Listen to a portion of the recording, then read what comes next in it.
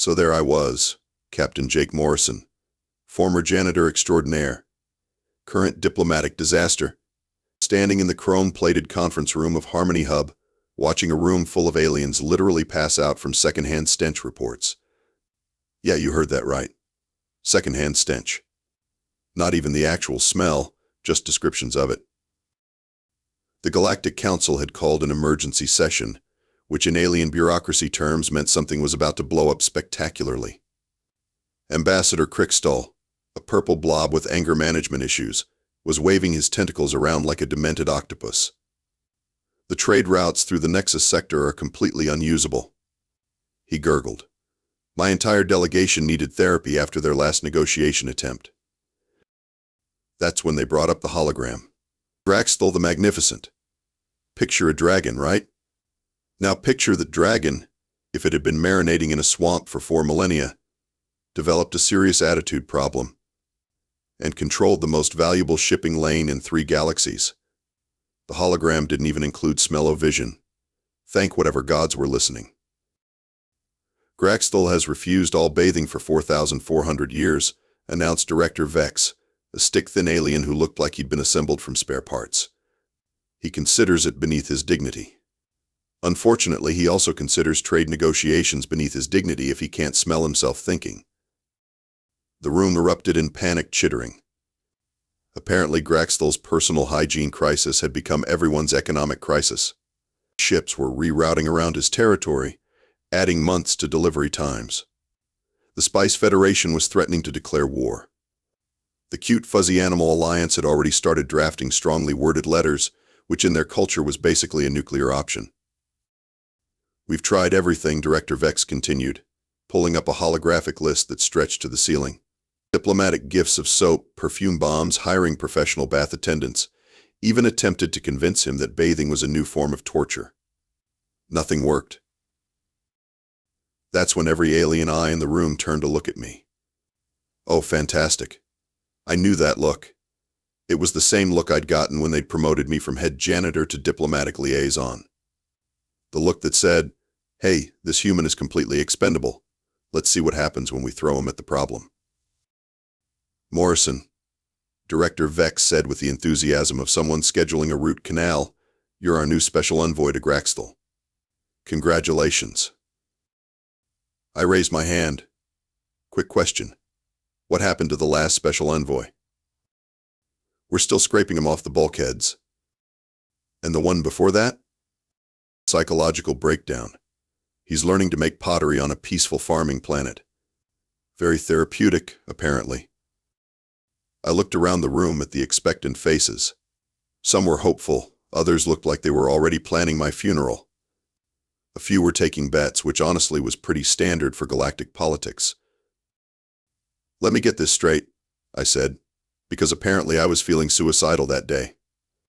You want me to convince a 4,000-year-old space dragon who considers soap a personal insult to take a bath? Essentially, yes. And if I fail?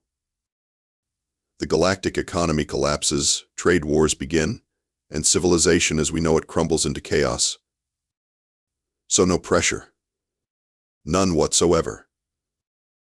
I sighed and looked out the viewport at the stars. Somewhere out there was a dragon who needed a bath, and somehow I was the idiot who had to convince him to take one. My mother always said I'd make something of myself someday. Pretty sure this wasn't what she had in mind. All right, I said, already regretting my life choices. Where do I find this walking environmental disaster? 3 days later, I was standing in the airlock of my diplomatic shuttle, staring at what could only be described as a flying garbage dump with delusions of grandeur. Graxthul's ship was massive, probably the size of a small moon, and it looked like it had been decorated by someone with a serious grudge against the concept of cleanliness. The smell hit me before I even opened the airlock. It was like someone had taken a gymnasium full of sweaty teenagers, mixed it with a fish market during a power outage, added a generous helping of sulfur, and then let it ferment for a few thousand years. I immediately understood why they'd given me a hazmat suit. Welcome to the Eternal Stench, came a tiny voice through my comm system. I'm Pip, Graxthul's assistant. Please try not to vomit on the entry deck. We just had it cleaned.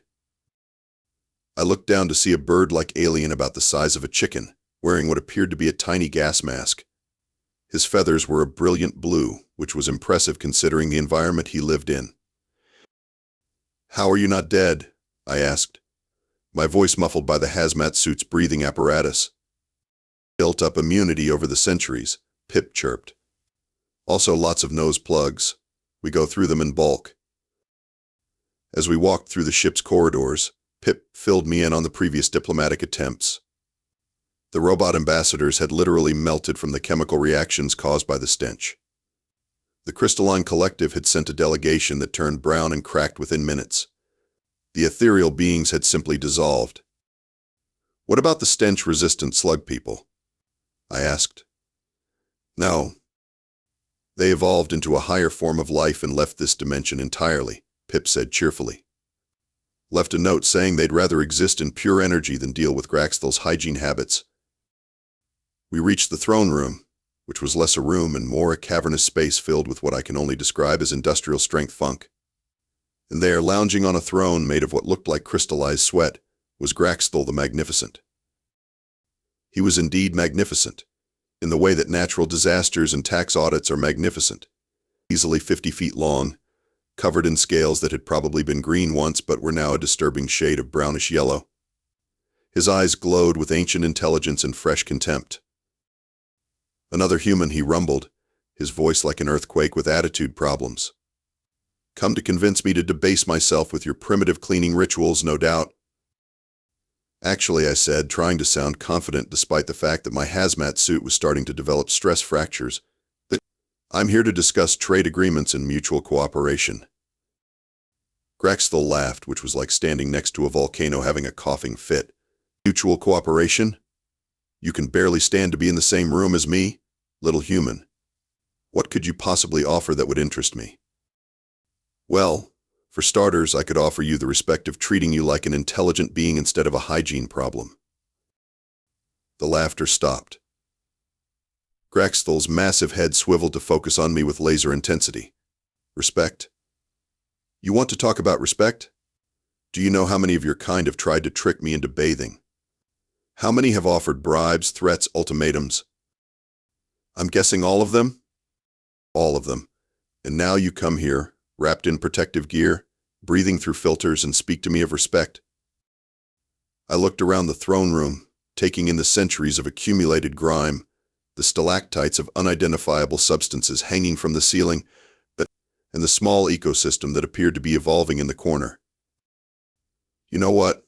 I said, pulling off my helmet despite Pip's horrified squeak. "You're absolutely right." The smell hit me like a physical blow. My eyes watered, my nose burned, and I was pretty sure I could taste colors that shouldn't exist. But I stayed standing. "There," I gasped. "Now we're talking as equals." Graxthul stared at me for a long moment, then threw back his massive head and roared with laughter. "Equals? You last 30 seconds in my presence and call us equals? Get out of my sight, human, before I decide to add you to my collection of failed diplomats." And that's how my first meeting with Graxthul ended, with me being literally blown out of the room by hurricane-force laughter, while Pip apologized profusely and promised to have the entry deck cleaned again. Back in my shuttle, sucking down oxygen like a drowning man, I realized I needed a completely different approach. You don't survive 4,000 years as a galactic power broker by being stupid, which meant Graxthul had reasons for his behavior beyond simple stubbornness. I spent the next week researching everything I could find about ancient dragon culture, Graxthul's species, and the history of the Nexus sector. What I found was depressing, fascinating, and explained a lot about why the galaxy's most powerful beings smelled like a garbage disposal, having an existential crisis. The Draxian Empire had been built on the concept of natural strength. No artificial enhancements, no technological crutches, no shortcuts to power. They believed that any attempt to change your natural state was an admission of weakness. Bathing, grooming, even basic hygiene were seen as signs that you couldn't accept yourself as nature intended. For most species, this would be a minor cultural quirk. For a species that naturally produced protective oils and territorial scent markers, It became a recipe for olfactory warfare. But here's the kicker. Graxthul hadn't always been alone. The records showed that 4,000 years ago, he'd been bonded to another dragon, Sultara the Radiant. They'd ruled the Nexus sector together, had been considered the power couple of the galaxy. Then one day she'd left. No explanation, no warning, just gone. I found the answer buried in a footnote in a cultural anthropology report.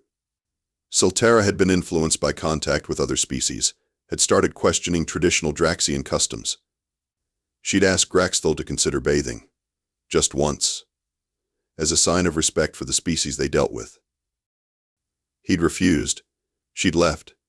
And for 4,000 years he'd been getting progressively more fragrant and more bitter. During my second visit, I brought this up with Pip over tea in what passed for the ship's clean room, which was really just a slightly less contaminated storage closet. He still talks about her, Pip admitted, his tiny voice barely audible through his gas mask. Usually when he's drunk on fermented plasma fruit, he gets all weepy and starts composing terrible poetry about loss and loneliness. What kind of poetry? The kind that makes you grateful for the smell because it distracts from how bad the rhyming is. I leaned back in my chair, which immediately made a concerning creaking sound. So he's been punishing himself for 4,000 years because he was too proud to take a bath for his girlfriend. Pretty much, yeah. Also punishing everyone else in the galaxy, but I think that's more of a side effect. What about you? Why do you stay? Pip was quiet for a moment, cleaning his tiny beak with a wing. Someone needs to make sure he doesn't accidentally destroy civilization while he's having his extended pity party. Plus, the job security is excellent. Nobody else wants to work here. That evening, I sat in my shuttle staring out at the stars, trying to figure out how to solve a problem that was equal parts hygiene crisis and 4,000-year-old heartbreak. The dragon wasn't just dirty, he was lonely. And loneliness, I knew from personal experience, could make you do some pretty stupid things. I thought about my own past, about how I'd ended up as a janitor on a space station in the first place, about the dreams I'd given up, the mistakes I'd made, the way I'd let pride keep me from asking for help when I needed it most. Maybe Graxthul and I had more in common than I'd initially thought. Maybe the key wasn't convincing him to bathe, but convincing him that it was okay to change, that admitting you needed to start over wasn't the same as admitting defeat. Of course, first I had to figure out how to have that conversation without passing out from the smell, one problem at a time. I spent the next 2 weeks crafting what I was certain was a brilliant plan. If Graxthul's culture saw bathing as weakness, I'd make it seem like strength. I'd turn hygiene into a power move so epic that refusing to bathe would be the actual sign of cowardice. I returned to the Eternal Stench with a cargo hold full of props and a head full of what I now realize was catastrophically bad judgment. Pip met me at the airlock with his usual cheerful resignation. "What's in all the boxes?" he asked, watching me unload crates of ceremonial candles, ornate soap dispensers, and what appeared to be a small altar. "The ancient human warrior cleansing ritual," I announced dramatically. "An honor reserved only for the most powerful beings in the galaxy." Pip tilted his tiny head. "Is that a real thing?" "As of 20 minutes ago, absolutely." I spent the afternoon setting up what I thought looked like a mystical bathing ceremony. Candles arranged in complex patterns, incense burning to mask the smell, and an ornate podium where I'd placed a bar of soap like it was a sacred relic. When Graxthul arrived, summoned by Pip's breathless announcement that the human had brought ancient warrior secrets, I was ready for him. I'd even changed into my most official-looking diplomatic robes. "Behold, Graxthul the Magnificent," I declared, gesturing toward my improvised altar, the sacred cleansing of the eternal warriors. A ritual so powerful that only the strongest beings in the galaxy can survive its purifying strength. Graxthul looked at the setup with the expression of someone who'd just been offered a timeshare on a toxic waste dump. "You want me to believe that bathing is a warrior tradition?" "Not just any bathing," I continued, warming to my theme. "This is the cleansing of ultimate power, practiced by human warriors who had defeated entire star systems. The soap itself is forged from the tears of conquered enemies and the essence of victory itself. I held up the soap bar, which was actually lavender-scented, and it cost me 3 credits at the station gift shop. Only those with the strength to face their true selves can handle the transformative power of the sacred cleansing. Graxthul stared at me for a long moment. Then he started to laugh. Not the amused chuckle from our first meeting, but the deep, rolling laughter of someone who'd just heard the best joke in 4,000 years. "Oh, human," he wheezed between laughs, "that is the most creative attempt yet. Sacred warrior cleansing. Tears of enemies. You almost had me believing you were sincere." My carefully constructed plan crumbled faster than a cookie in a black hole. I was being sincere about the warrior part. No, you weren't. You were being clever. You studied my culture, figured out that we respect strength, and decided to rebrand bathing as a power move. He leaned forward, his massive head filling my vision. Did you really think I'd lived this long without learning to spot a con job? I looked around at my ritual setup, at the candles and incense and ceremonial soap, and felt like the universe's biggest idiot. In my defense, it was a really good con job. "It was terrible," Graxthul said, but his tone had shifted from mocking to almost fond. "The worst part is, you actually got me curious about what you were really up to. No one's tried to trick me with religious ceremonies before. Points for creativity." Pip, who'd been watching from a safe distance, fluttered over. "So should I clean up the altar?" "Leave it," Graxthul rumbled. "I want to remember this moment. The day a human tried to convince me that soap was a holy relic." I slumped against the nearest wall, defeat settling over me like a blanket made of shame. "I don't suppose you'd be willing to consider bathing just because it would make everyone's lives easier?" "Absolutely not." "What if I said please?" "Still no." "What if I threw in a really nice towel?" Graxthul's eyes lit up with something that might have been amusement. "You're not giving up, are you?" "Honestly? I'm starting to think I should. This is clearly impossible. You're clearly committed to being the galaxy's most fragrant dictator, and I'm clearly out of my depth." Finally, Graxthul said, settling back on his throne with satisfaction, some honesty. "What happened next was not part of any plan, diplomatic strategy, or clever scheme. What happened next was 4,000 years of pent-up frustration meeting one very tired human's last nerve." Graxthul's pleasure at my honesty lasted about 5 seconds before he was back to his usual routine of explaining why bathing was beneath him, how his culture was superior, and how everyone else could just deal with his smell. He went on for 20 minutes about the weakness of other species, the corruption of modern values, and the glory of natural dragon musk. And something inside me just snapped. "You know what?" I said, cutting him off mid-rant. "You're right. You're absolutely right about everything. You're culturally superior. Everyone else is weak. And your smell is a badge of honor. Congratulations, you win." Graxthul blinked, clearly not expecting agreement. "I what?" "What? You win the contest of being the most stubborn, self-righteous, lonely creature in the galaxy. You've successfully driven away everyone who might have cared about you, destroyed your own happiness, and turned yourself into a living monument to pride and misery. Well done." The temperature in the room seemed to drop several degrees. Graxthul's eyes narrowed to glowing slits. "What did you just say?" "You heard me. You want to know what I really think? I think you're not protecting your culture or your dignity. I think you're hiding behind them, because you're too scared to admit you made a mistake 4,000 years ago." "I have made no mistakes." "Really? Because from where I'm standing, it looks like you chose your pride over the person you loved, and you've been punishing yourself and everyone else for it ever since."